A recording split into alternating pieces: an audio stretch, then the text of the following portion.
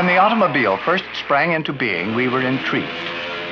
Here, within the reach of every pair of hands, was an instrument that would annihilate distance and time.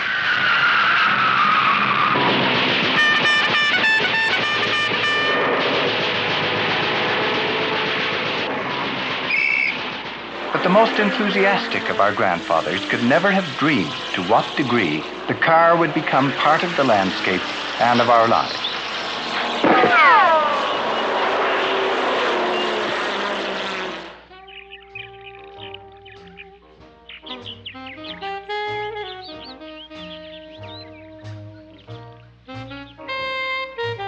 The automobile is omnipresent. We spend our time making them, building roads for them, financing them, repossessing them, producing gas and oil for them, driving them, selling them, and scrapping them. Today, 1 out of 3 adult North Americans makes his living directly or indirectly from the automobile.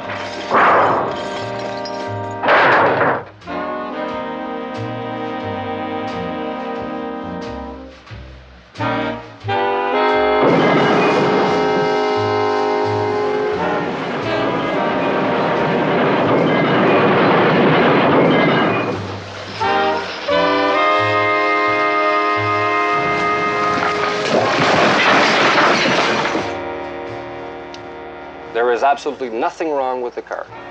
The only thing that is wrong with this car, there are a few scratches on it. When you'll go and buy a 56 hardtop or a 56 convertible, brand new, there'll be a difference of $500 in price.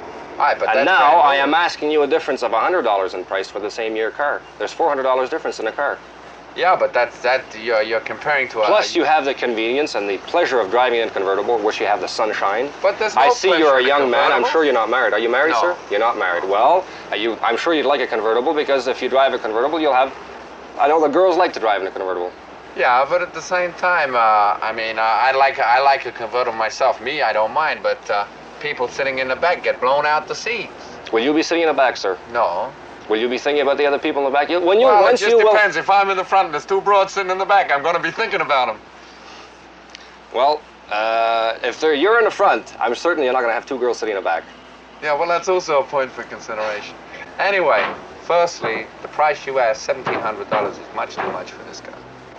Well, the customer would walk in. I try to size him up when he walks in. In the sales world, I guess in all selling fields, they have a certain feeling about people. I see my customer, I feel that he has money. They feel that they're going to outsmart you. But naturally, if you're delivering a car to them, you've outsmarted them. That doesn't sound too good, does it? Well, they're always trying to give you a hosing. So as long as he thinks he is giving you a hosing, he's happy. But he never does. All the dealers stay in business. We don't go out of business. But as long as he feels that if he wants a car for, let's say, he comes in and he says, I want a car for $500 or $600. I know I can sell that car for $500 or $600, but I'm going to ask him 8 or 9, maybe even more for it. So if he knocks me down to it, well, if I ask him $900 for the car and he figures he's got me down to about 8.5, let's say 8. If he gets me down to 8, he says, I'm really giving it to him tonight. What about the women? Well, the women I find are the easiest people to sell to. Because very often you'll get a girl or a woman that doesn't know anything about a car, so she puts her whole trust into you. I'm not going to say that I can't be trusted, but if I can push a little rougher car into her that I know that I can't push into a man for the same price, I certainly will give it to the woman. But we give them a guarantee with it, because we give them a 30-day guarantee. They can always find what's wrong with it. I'm sure if a woman, any kind of a guarantee you give them, if there's any little thing, they bring it right into me. I know I've had it happen to me. Almost 9 million of us on this continent bought some kind of car last year, plunging ourselves into the joys and problems that a car brings, and into the endless talk about them. Where to park them, upkeep, the virtues and vices of our particular make, accidents. Most people feel that each new model, despite certain weaknesses which are easily remedied, is a progression towards the ideal car. We feel that it's a better object in itself than the older models we keep patching up.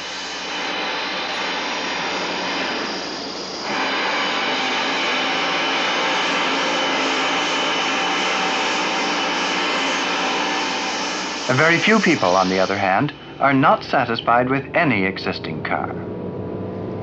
Mr. Raymond Loewy designed this one for himself alone. In the New York offices of his famous designing firm, Mr. Loewy has long pondered the problems of car design. I love car. That's, to me, it's the joy of life, a good car.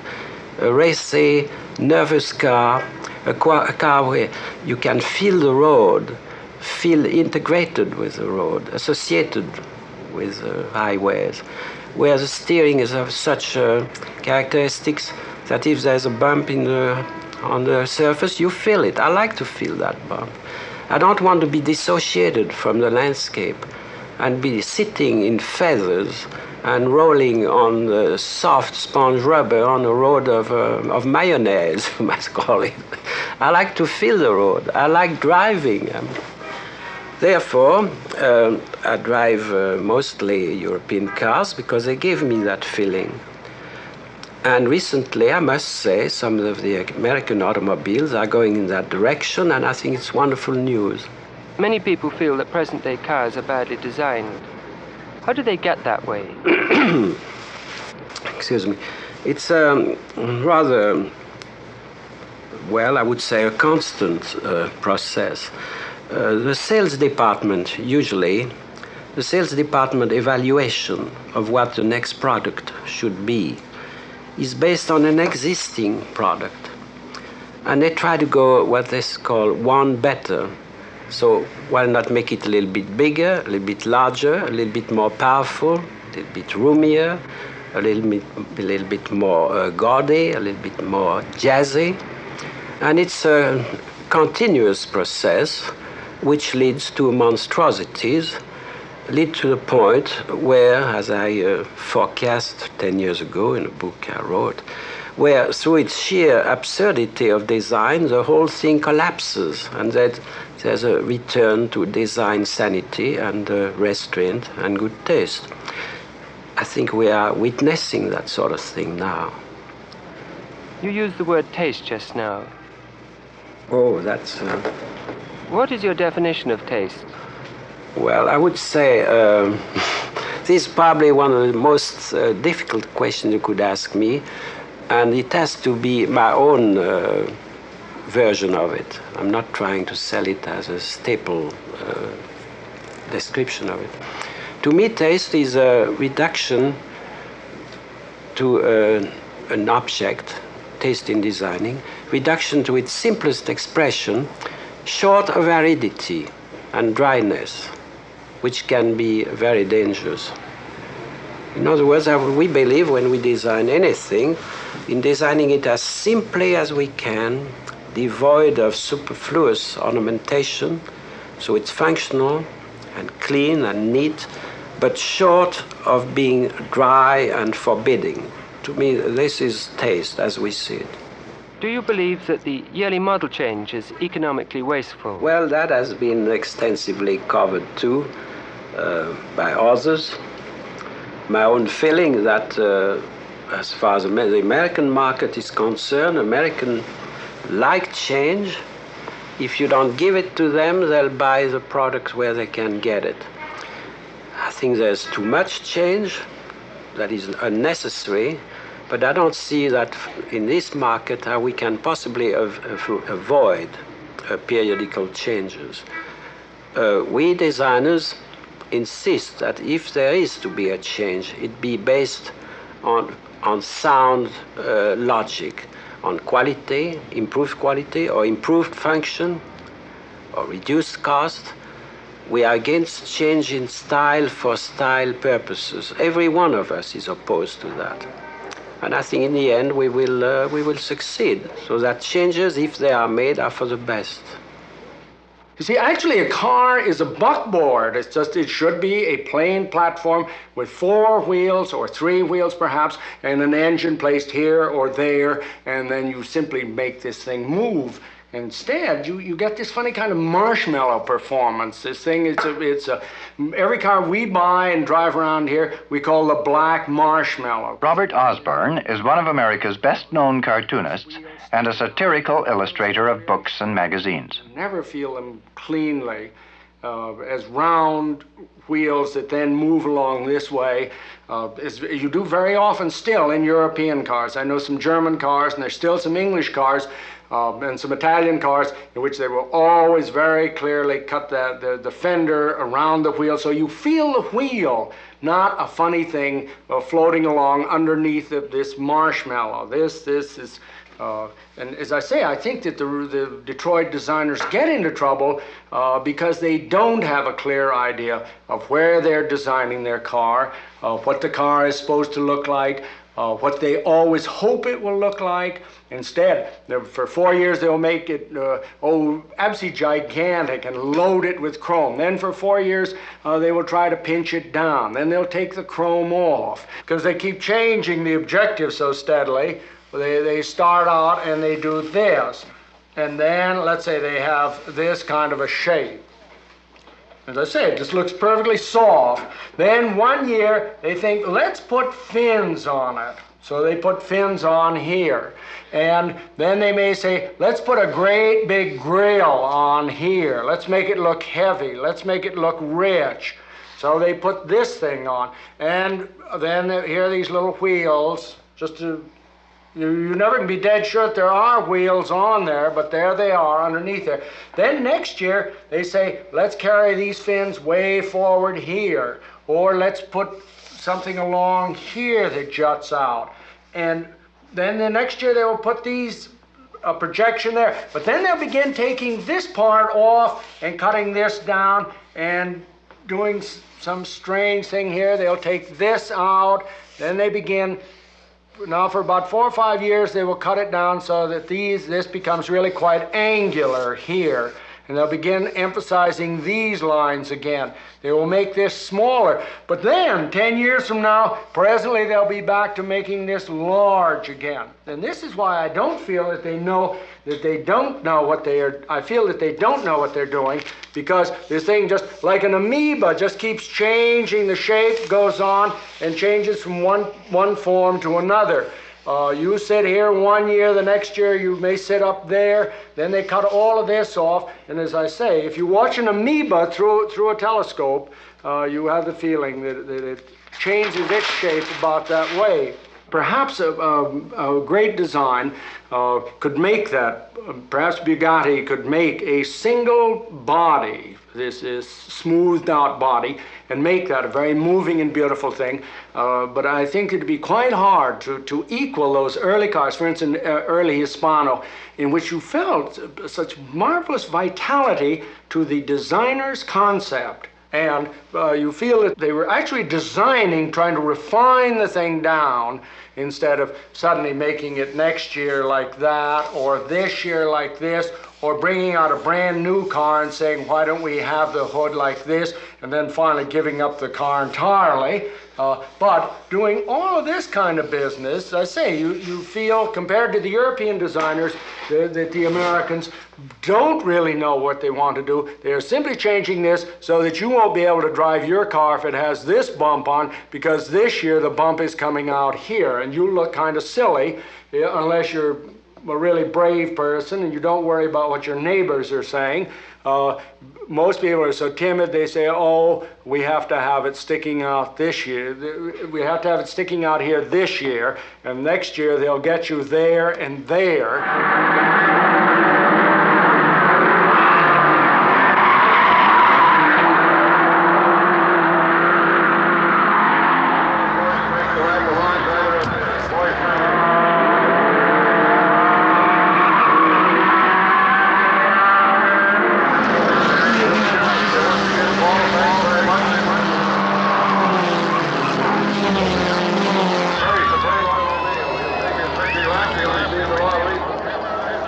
A few people still enjoy the performance of a fast car. Well, they're on 1,500 for 30 seconds. That seems all right, I think. Got it, Mark?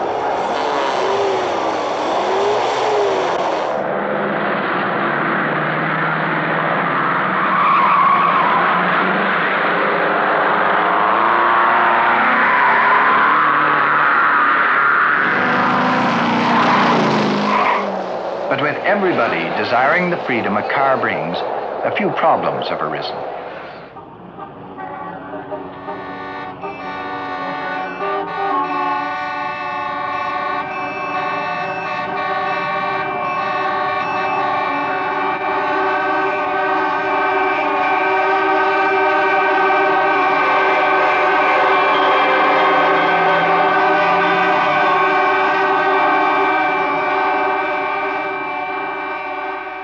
Matter of fact, we're building the first elevated expressway in lower Manhattan now. Nowhere is the traffic problem so acute as in the great metropolis of New York.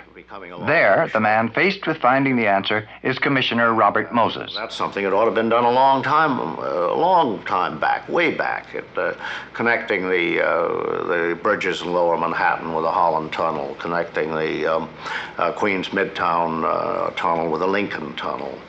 There's only one way in which you can do that. You can't go down in another tunnel because you have to go under the subways. It's 70 feet deep.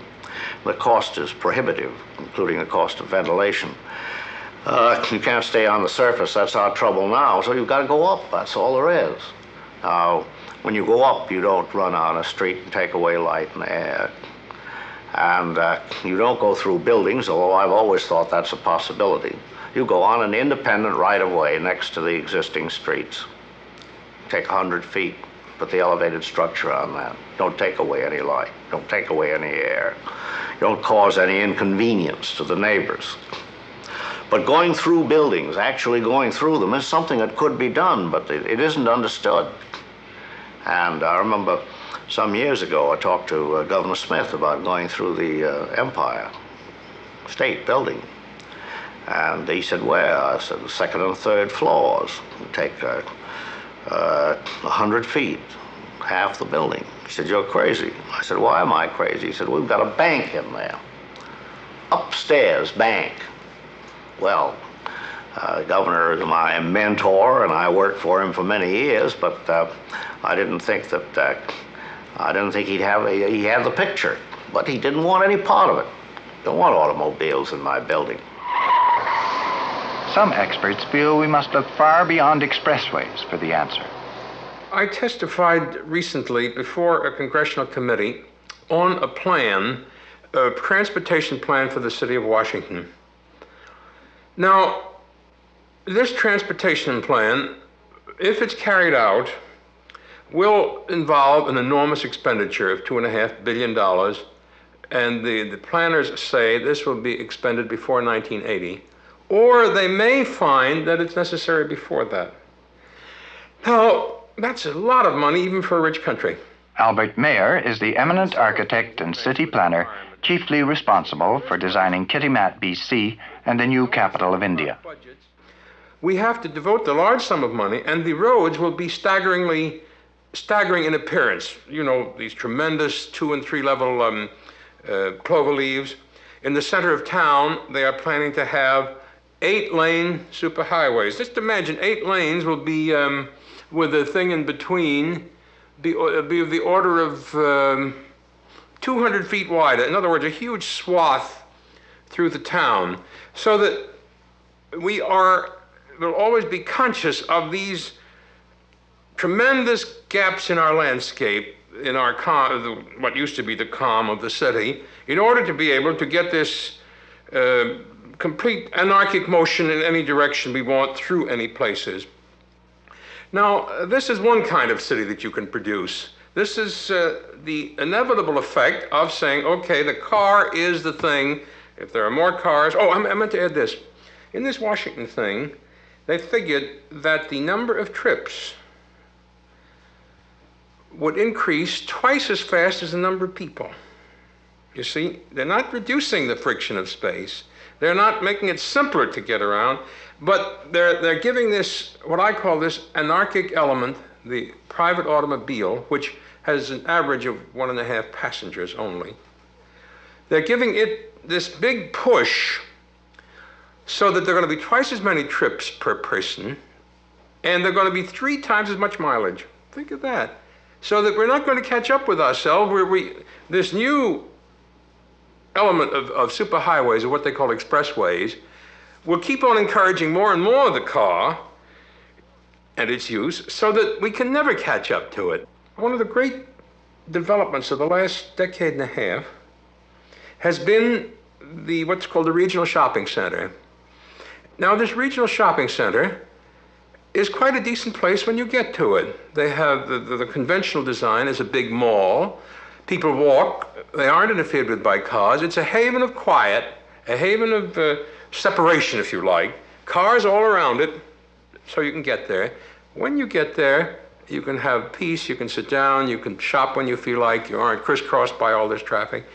Now, if this principle is adopted to the center of us, adopted and adapted in the center of our cities, we can really, we're not helpless victims, or we don't have to be, is what I'm trying to say. And I'd like to emphasize this. We can control it if we aren't advertised to death, if we aren't pressured to death. If we could make ourselves heard, we can, I think, with greater economy, produce better living than by simply assuming as one of the commandments that the automobile is the god of the situation.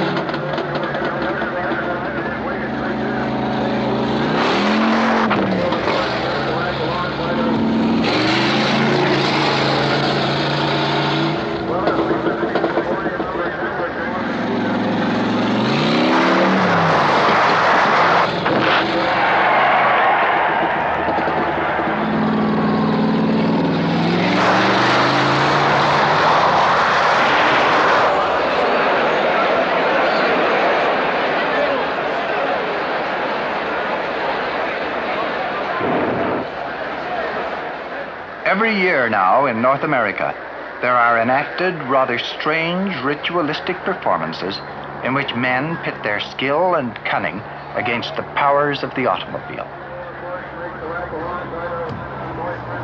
We want to prove to ourselves that we shall ultimately emerge as the masters of an object which is on the one hand a joy and delight, but on the other can be as lethal as a dangerous weapon.